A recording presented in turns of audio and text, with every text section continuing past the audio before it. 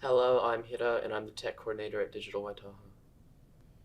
Cool. I wanted to ask you, Hiro, um, as a young person that uses apps themselves, tell me a bit about what you're using. What do you see as a young person?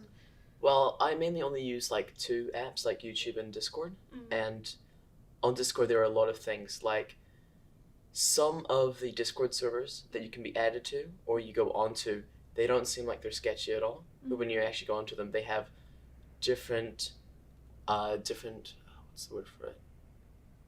Chat rooms, Yep. basically, that have some really sketchy stuff on there. And Discord is not filtered at all. Yeah. There is no filter on Discord. And you have to be really careful with, there's a lot of scams that go on Discord too. Tell me about what the scams look like. Well, there is basically, you might have heard the term Discord kitten before, but it's basically where it's usually a bot or some person that's definitely not a young female on a computer. Right. Basically what they do is they create a account or a bot account, which basically tells people, will you buy me this for money and I'll send you blah blah blah blah blah. Yeah. And what's the blah blah blah blah blah that they nudes. Yeah. Stuff. Yeah. And most of the time it actually is just a bot. Yeah. So. And so as a young person who maybe isn't as familiar with that stuff, it can easily be falling into those traps or scams on Discord. I think the best way to identify it is it's usually someone adding you directly. Right. Yep. So if it's not someone you know, I just would not say just don't accept the friend request or something. So that might be a good piece of advice for parents talking about or understanding Discord a bit. And I'm sure if you Google Discord as a parent, you can maybe understand some of these things and have some conversations. Yeah, there's a lot of information about it now, which is good. Yeah. And how do you use Discord normally? Personally, I just use Discord just to hop on voice chats with my friends and just talk about video games and stuff. Cool. So it can be a good positive space as well. Yeah, it can be. It's great. It's actually very useful for school clubs too.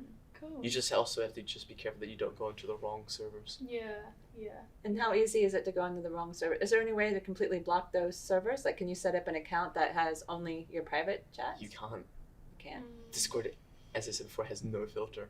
There's no, like, stuff says, like, you have to be 13 and over, but there's no, like, restriction on you joining an 18 plus chat room.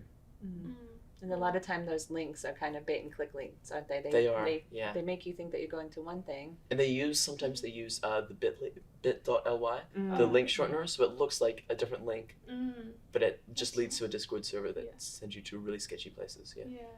And what about YouTube? You mentioned YouTube as well. Obviously, there's great positives to YouTube as an adult. You know, you can watch lots of fun home makeovers or things on YouTube. But yeah, as a young person, what are you using that for? And maybe what are some of the pitfalls as well? Personally, I either use it for learning Yeah. or to watch like video game clips and stuff. Yeah. That's the main use of it. Yeah. I find that it's also just a great place to like find just content on something you want to learn about. Yeah. Awesome. So the internet can be a very positive place. Yeah, there's so many positives to the internet. Yeah.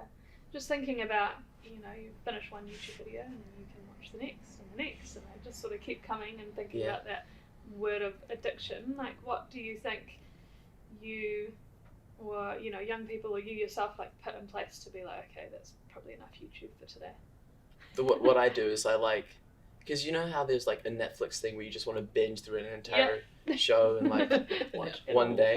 Yeah, it's very similar to YouTube where you just kind of want to just keep watching because it's so fun, it's addictive. Yeah.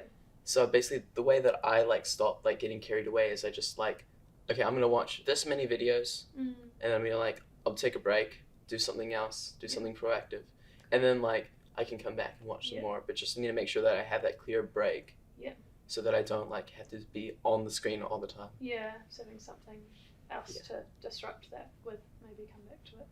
Yeah. That's also how I prevent myself getting addicted to just watching YouTube. Yeah.